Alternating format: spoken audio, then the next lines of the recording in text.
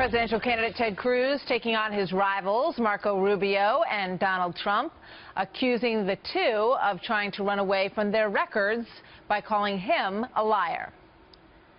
For some reason, I think his team has said, if anyone points out your record, just scream liar, liar, liar, and attack.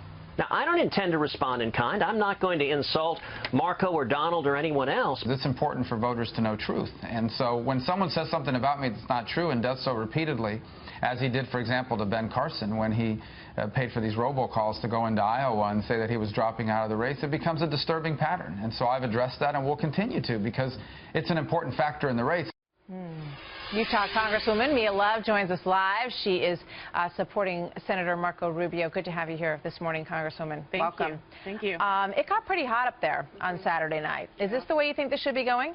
This is what I call silly season when it comes to, I mean, people are getting desperate. They're getting a little frustrated. They want the records. I mean, I know this is, this is something I deal with in my own state, where you want to make sure that people are reflecting your record correctly. And so, you get it on both sides of the aisle. Just a few days ago, or if it weren't recently, Hillary Clinton started barking at one of the events that she was doing. I mean, it just gets a little crazy. And you think that's silly? It's silly. It gets a little crazy.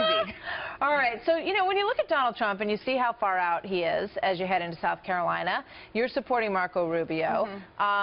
What do you make of his numbers in South Carolina? What do you think is attracting the people there so strongly to what he's having to say? Well, look, people are angry. They're really frustrated because it's all of Washington is literally taking the decision-making away from them. They feel like they don't have a voice. They don't have a part.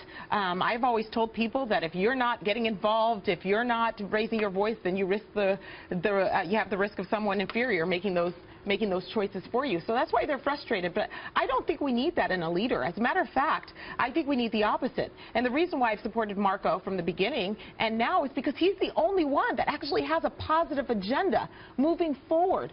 In every moment, there's a possibility of a better future. And we have to really hold on to that, because if we lock on to the doom and gloom, I think that that's going to ultimately end up being our future, doom and gloom. We don't want that. I believe in America. Marco believes in America. I believe in the opportunities that we have to make this country great. So Donald Trump basically said, that he doesn't think that Marco Rubio has the stuff to stand up to Vladimir Putin. He said, I stood next to him at that debate. He was sweating. How is he going to walk in and talk to Vladimir Putin like that? I'm the guy that you want walking in there and talking to Vladimir Putin. And you know what? A lot of people out there seem to be agreeing with that. The issue of experience, of youth, is it relevant when it comes to Senator Rubio? Well, look, let me tell you the stuff that I saw before I supported Marco Rubio. I asked him some questions on a variety of issues. One of the questions I asked him is what he thought about the pro-life movement. And he said, if my value for human life will cost me this race or cost me my Senate seat or anything that I do politically, then so be it. I want someone who's going to stand by their convictions and admit sometimes when they're wrong, and change their minds if they want to. But I want somebody who is going to say, you know what, this is not about me. This is about the American people. We need someone fighting for them. And that's what I want to see in a leader. I want to see someone who is saying, this is not about me, this is about the American people. The people who are looking for work, the people who are frustrated, the people who are seeing that prices are going up in the grocery store and their paychecks aren't reflecting that increase. It's just, people are frustrated, and we need a positive leader that painted a positive agenda moving forward, and someone who's going to get something done. Work with Congress, work with the American people to get things done. You work on the Hill with Senator Ted Cruz as well. Why did you not choose to support him? Well, again, this is all about winning. I went with the candidate that I believe is going to win a general election. At the end of the day, Ted Cruz is a great guy. I know him very well. As a matter of fact, I would take any one of the Republican candidates over Hillary Clinton or Bernie Sanders. We cannot deal with another 4 years of what we've dealt with in the past 7 years. Past 7.5 years.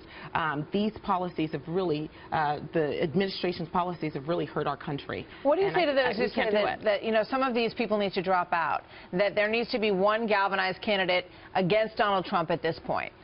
Well, you know, what I would have liked to have seen are the Republican candidates sticking together, talking about what would work for this country and really going against the negative policies of the current administration and Hillary Clinton and Bernie Sanders. That's what I would have liked to have seen. But at this point, you know, everyone's getting frustrated. We need to really look at who is going to win a general election, because that is key. That is the biggest issue. So I went with the person that I believe that you think is most electable. Yes, is most electable. Congresswoman, it's great to have you here with us. I hope you'll come back and see us again soon. Thank you. Very nice to have you with us. Thank you. Congresswoman Mia Love from Utah. Many thanks.